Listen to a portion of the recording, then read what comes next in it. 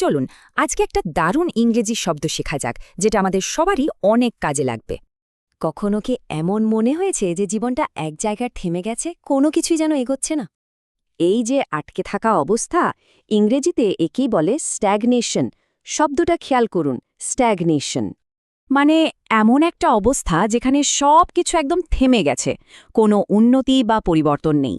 ব্যাপারটা অনেকটা বদ্ধ পুকুরের পানির মতো, স্থির, কোনো স্রোত নেই।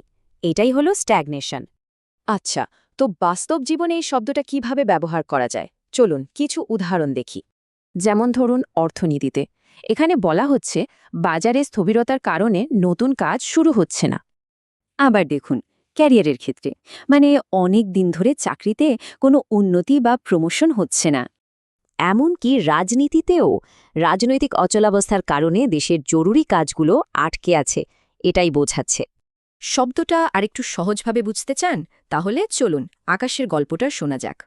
দেখুন, আকাশ প্রতিদিন একই রুটিনে পড়ত, একই বই, একই নোট, ফলাফলও আসত সেই একই। ফলে কি হলো? তার রেজাল্টের কোনো উন্নতি হচ্ছিল না। একেই বলে অ্যাকাডেমিক স্ট্যাগনেশন। আকাশ তখন বুঝতে পারল সে এক জায়গায় আটকে আছে, এই স্ট্যাগনেশন তাকে ভাঙতেই হবে। তাই সে পড়ার ধরন বদলে ফেলল, নতুন ভিডিও দেখল, বন্ধুদের সাথে মিলে প্র্যাকটিস করল। আর ফলাফল? পরের পরীক্ষাতেই তার নম্বর অনেক বেড়ে গেল। দারুণ না ব্যাপারটা? তাহলে মূল ব্যাপারটা কি? কাজের ধরন বদলালেই কিন্তু এই স্ট্যাগনেশন থেকে বের হওয়া সম্ভব। তাহলে চলুন স্ট্যাগনেশন আর গ্রোথকে পাশাপাশি রেখে পার্থক্যটা পরিষ্কার করে ফেলি। স্ট্যাগনেশন মানেই হলো আটকে পড়া, কোনো অগ্রগতি নেই, ঠিক যেন একটা বদ্ধ পুকুর।